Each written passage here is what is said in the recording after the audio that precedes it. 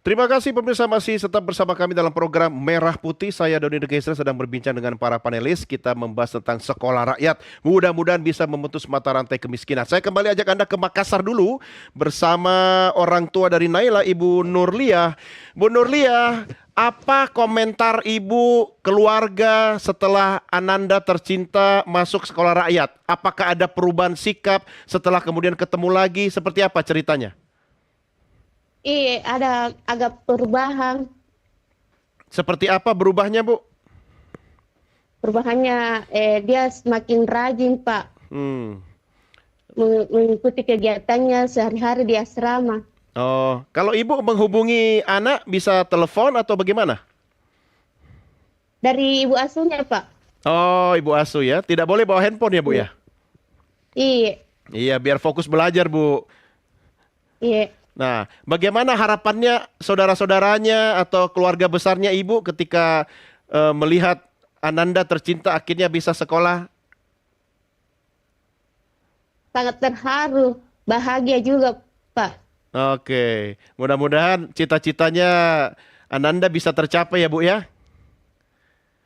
Iya, mereka semua mendoakan Naila. Iya. Total sudah berapa lama, Bu, Naila di asrama? Baru ini pas tanggal 14 masuk, Pak. 1 minggu?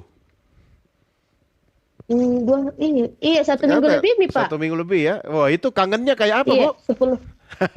Iya, Rindu sama anak tak? iya, Pak. Itu lagi 1 minggu satu kali bisa ke sana, Pak. Wih, enggak apa-apa jika rindu demi masa depannya anak tak, Bu. Kenapa sih jadi logam Makassar ini, Bu? Iya. Iya. Nah, saya mau tanya Ibu jawab jujur ya. Waktu mulai proses pendaftaran awal seleksi, Iya. Ibu dimintai biaya tidak sama panitia? Tidak, tidak, Pak. Betul ini, Bu. Iya, Tidak sama sekali. Nol di? tidak ada sama sekali, Pak. Wih, mantap kalau begitu. Tapi diminta apa? Melakukan apa? Persiapan apa sebelum masuk sekolah kemarin sama pengurus atau panitia? Apa? Cuma pakaian ganti saja, Pak. Pakaian ganti apa itu? Pakaian gantinya Naila Oh, selain dibawa. pakaian sekolah. Tidak ada, Pak. Mereka sudah ditanggung. Pakaian Ditanggung sekolah semua di sana, Pak. disiapkan, buku-buku semua Iya, Pak. disiapkan. Cuma baju tidur, baju ganti, begitu. Iya, baju ganti saja Oh, dibawa. waktu mendaftar itu ada biaya atau ongkos pendaftaran kah? Tidak ada sama sekali, Pak. Berarti gratis, Budi? Gratis. Wih, mantap sekali. Apa yang Ibu mau sampaikan kepada Presiden Prabowo? Merasa bersyukur, Pak. Berterima kasih. Oke, kan Ibu sudah lihat sekolahnya, sudah lihat asramanya, mungkin ada fasilitas-fasilitas Iya. yang kurang-kurang sedikit, mungkin tidak ada teaternya atau apa bowling atau apa. Ibu kasih masukan dong. Ada semua di Oh, ada semua ada Mi. semua di sana, tahu, Pak. Wih, mantap sekali. Lengkap. Lengkap. Oke, keamanan juga terjamin. Iya, ada kipas angin, tempat tidur, kasur sama bantal. Iya, Lengkap iya. semua, Pak. Iya, iya. Pokoknya dijamin semua di sana, Pak. Sampai handuknya juga disiapkan. Handuk, pakaian sekolah mungkin masuk nih kapan. Oke, Ibu pernah lihat tidak makanannya apa?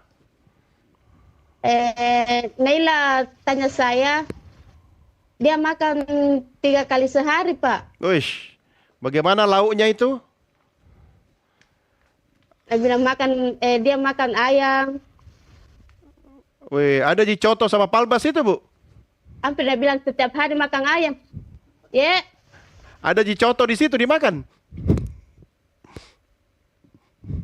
tidak ada, Pak. Tapi hampir setiap hari makan ayam di. Iya. Wih, oke bagus. Oke Bu, tahan dulu Bu ya. Saya geser dulu ke Pak Jejen ini. Pak, ini kan fasilitas disiapkan pemerintah, Ya. infrastruktur sampai semua tinggal datang bawa diri. Artinya dari tujuan untuk melahirkan generasi emas itu bisakah? Atau sebenarnya malah melahirkan generasi yang manja? Ya, baik, Bung Doni ya. Tantangan teman-teman kepala sekolah dan guru, kemudian Bapak Ibu pengasuh adalah di aspek pengembangan emosional, sosial, spiritual. Ya. Akademis atau intelektual saya kira belajar pagi kemudian sampai siang atau sore begitu ya. Kenapa demikian? Generasi emas itu berdasarkan riset itu bukan bertumpu pada kecerdasan intelektual, akademis.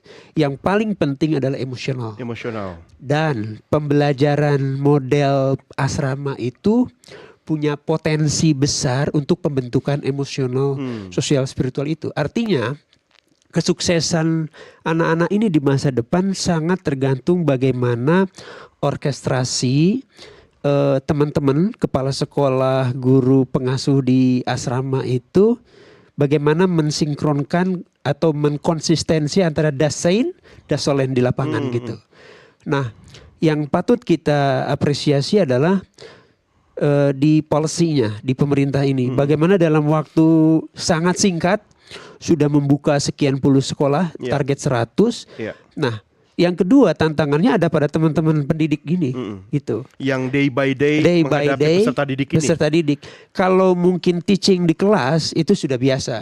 Tetapi bagaimana memastikan pembentukan karakter yang kita Karena sebut mereka 24 hours a day 24 hours a day itu. Setiap hari. Nah, pengalaman menunjukkan sekolah berasrama atau pesantren yang berasrama itu adalah bagaimana memastikan tidak ada kekerasan. Bagaimana memastikan disiplin itu betul-betul terbentuk. Habituasi mulai bangun, kemudian sarapan, bersekolah sampai tidur lagi itu memastikan bahwa semua mengarah kepada pembentukan karakter. Terutama sekali adalah disiplin gitu. Nah, ini tidak mudah karena tentu dengan pengawasan. Pasti sudah pasti. Tetapi begini maksudnya. Yang paling perlu dicermati saya kira dalam konteks sekolah rakyat adalah anak-anak ini berasal dari golongan bawah, bahkan miskin ekstrim. Tiba-tiba mereka mendapatkan fasilitas yang sangat lengkap. Kaget dong. Sebutlah bahkan wah bagi mereka. Tak terbayangkan oleh mereka. Nah, bagaimana gap sebelum masuk asrama, kemudian masuk asrama. Culture shock kah? Culture shock sudah pasti.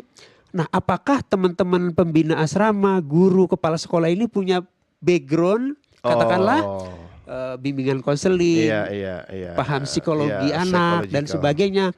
Pasti ada yang nggak betah, pasti ada yang kaget. Tadi ngobrol kita, ada yang tadinya makan 1 kali, tahu-tahu dikasih 3 kali, 3 kali plus snack 2 kali, kaget, perutnya sakit. Nah, jadi itu hal-hal yang. Tapi kan perlu dibiasakan. Artinya culture shock itu kan. Apakah akan dilalui dengan kurikulum yang tepat atau dengan pengawasan yang intensif atau seperti apa? Sangat tergantung kepada teman-teman. Selain guru adalah pembina asrama, pengasuhnya. Karena apa? Sekali lagi, yang perlu kita bayangkan ini bukan hanya sekedar aspek akademis yang dikembangkan dari anak-anak, tetapi juga tadi bukan saja aspek emosionalnya, tetapi juga ada kita mendengar ada talent mapping. Ada talent mapping, ada. Harusnya sejak awal dong. Iya, sudah dilakukan. Bahkan sebelum masuk ya. Sudah untuk sekolah rakyat ini ada talent mapping. Sudah ya. Bukan hanya talent mapping, mereka dinilai juga kondisi fisiknya, kesehatan fisiknya. Nah, ini menurut saya jauh lebih besar tanggung jawab orang teman-teman di sana ini untuk. Artinya yang sebagian sebelumnya itu orang tua full ya kan bertanggung jawab pada anak itu. Ketika menjadi peserta didik di sekolah rakyat itu sepenuhnya ada di tanggung jawab manajemen sekolah. Betul. Jadi saya katakan pertama kesuksesan sekolah rakyat tergantung kepada kepala sekolah. Biasanya sekolah sistem berasrama itu perlu ada modeling. Kalau di pesantren kiai. Iya. Betul. Kita akan melihat sekolah rakyat. Apakah kepala sekolah bisa menjadi semacam role model. Seseorang yang karismatik yang jadi model. Nah, kalau kemudian para guru. Apakah para guru ini siap dengan model anak-anak berasrama? Ya. bukan datang dari rumah tapi datang dari asrama. Iya, iya. Gitu. Kemudian Di kompleks yang sama, di kompleks di lingkungan yang sama. di lingkungan yang sama. Oke. Dan tentu saja yang terakhir adalah fasilitas. Iya. Talent mapping tidak akan bermakna kalau fasilitasnya nggak ada.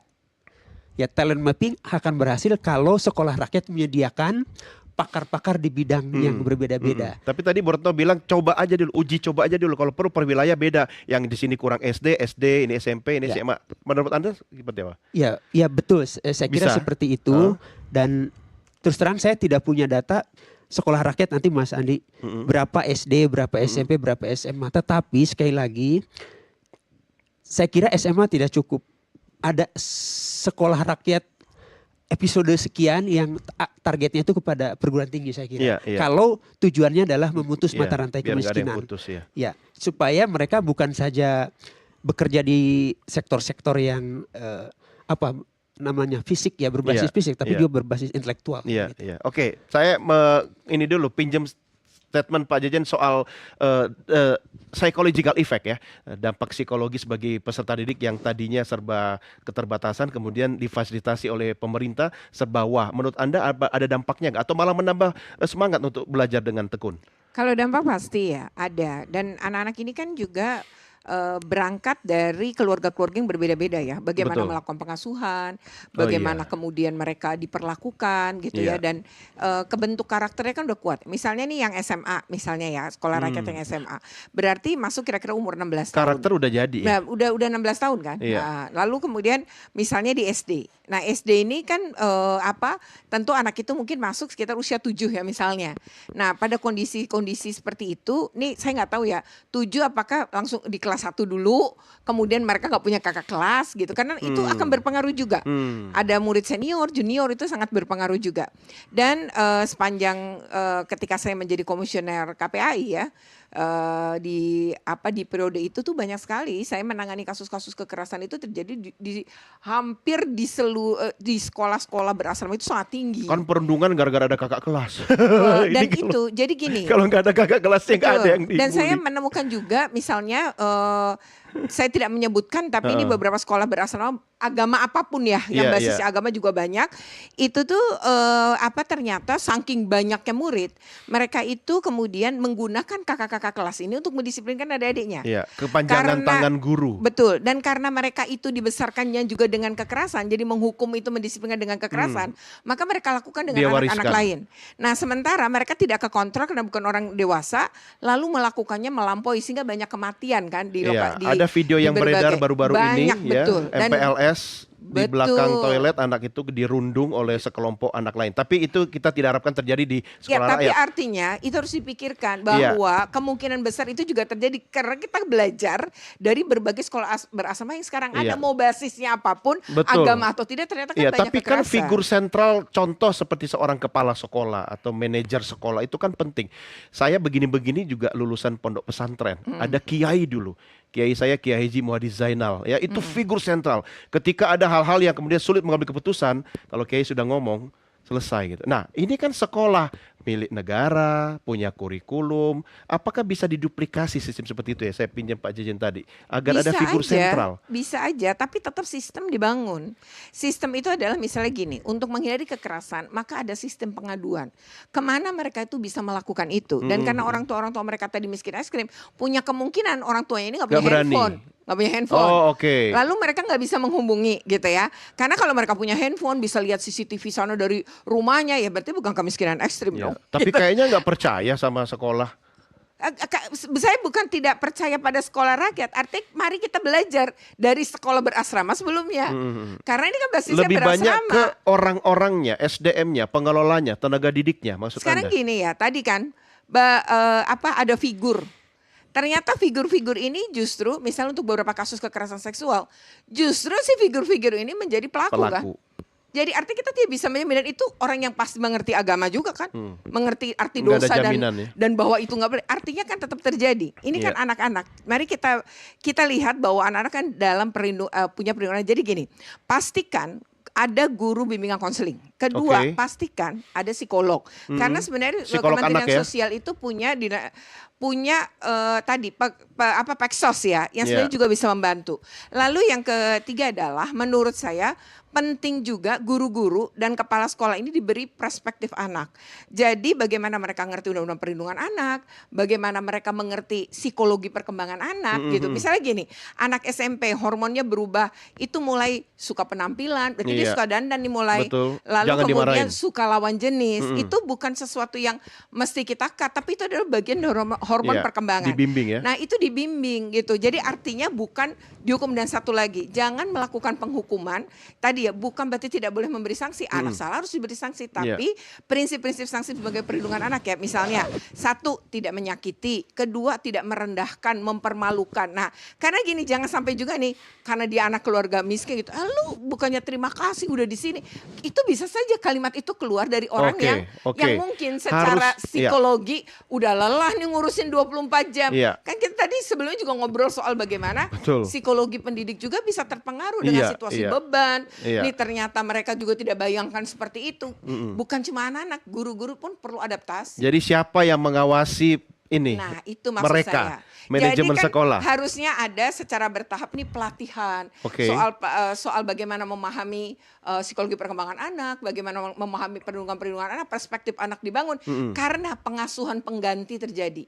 Orang tua tidak lagi mengasuh, Iya. pengasuhan dipindahkan Ke sekolah. ke sekolah. Nah, oleh karena 24 jam. itu para pengasuh ini tentu perlu paham. Iya. Mereka ya, guru merangkap hak-hak orang tua. dasar anak. Iya. Oke, itu. sabar. Pak Andi, PR Anda banyak sekali. Tapi soal kata kunci tadi, soal psikolog, ya kan, bimbingan konseling itu penting sekali. Apa yang bisa Anda sampaikan? Ya, terima kasih Bu Retno, Bang Doni, Pak Jejen. Jadi pertama, semua itu sudah masuk dalam kerangka mitigasi di tim formatur sekolah rakyat. Oke.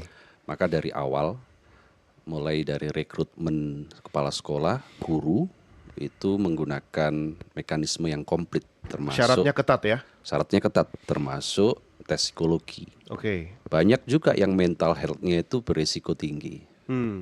Banyak juga yang kemudian tidak disarankan.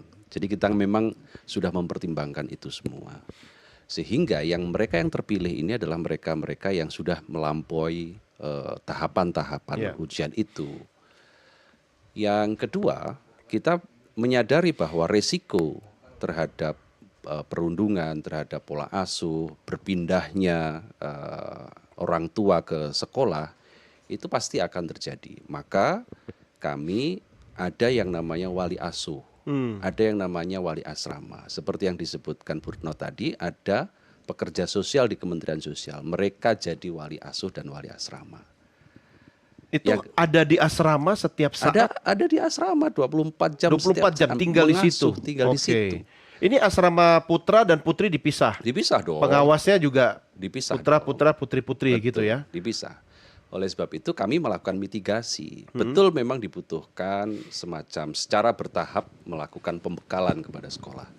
Kepada kepala sekolah, guru, tenaga kependidikan dan lain sebagainya. Kami pun secara bertahap sudah melakukan itu. Iya, iya. Sesi pertama kepala sekolah sepanjang 5 hari sudah kita retreat.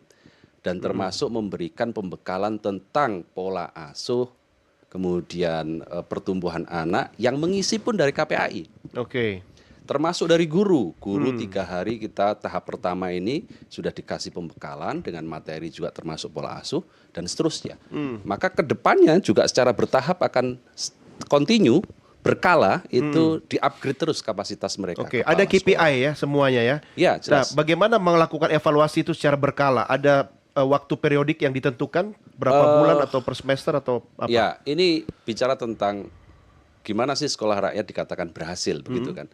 Maka kita klasifikasikan jadi 3. 1 jangka panjang, 2 jangka menengah dan jangka pendeknya. Jangka panjang pasti kita belum lihat karena Ya. memutus mata rantai kemiskinan Ya. kita akan baru lihat nanti. Sabar ya. Sabar, Ya. kita waktunya akan sangat panjang. Tetapi yang menurut saya menarik adalah ini tanpa tes.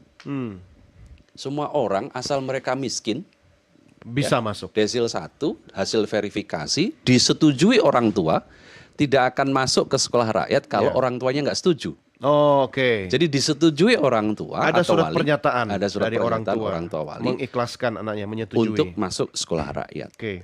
Dan mereka tanpa tes, bahkan Presiden menyampaikan IQ 80 itu terima saja. Mereka gimana bisa dites? Makannya nggak pernah bergizi, tidurnya nggak pernah nyenyak, lingkungannya tidak kondusif. Iya, iya. Nggak usah melakukan tes. Oke. Itulah afirmatif policy yang dimasukkan Pak Jejen. Istimewa ini. Iya, iya. Jadi mereka dimasukkan, akhirnya kemudian kita melakukan yang namanya talent mapping. Prinsipnya adalah talent mapping itu kita menggunakan dasar filosofi, setiap orang pasti memiliki kejeniusan. Iya. Bidangnya masing-masing. Bidangnya masing-masing. Tidak ada anak bodoh, itu tidak ada. Betul. Kalau mereka adalah burung, maka tugasnya terbang. Iya. Kalau burung disuruh manjat Iya. pohon, maka semua orang akan mengatakan burung ini bodoh. Iya, burung disuruh berenang ya nggak bakalan bisa. Nggak bisa. Maka kita harus cari ini potensi-potensi Iya, dengan makanya melakukan tenaga talent didik mapping. itu harus pandai melihat itu, memapping itu kan. Betul. Oke, tahan dulu. Kita lanjutkan di segmen berikutnya. Pemirsa jangan kemana-mana, Merah Putih segera kembali sesaat lagi.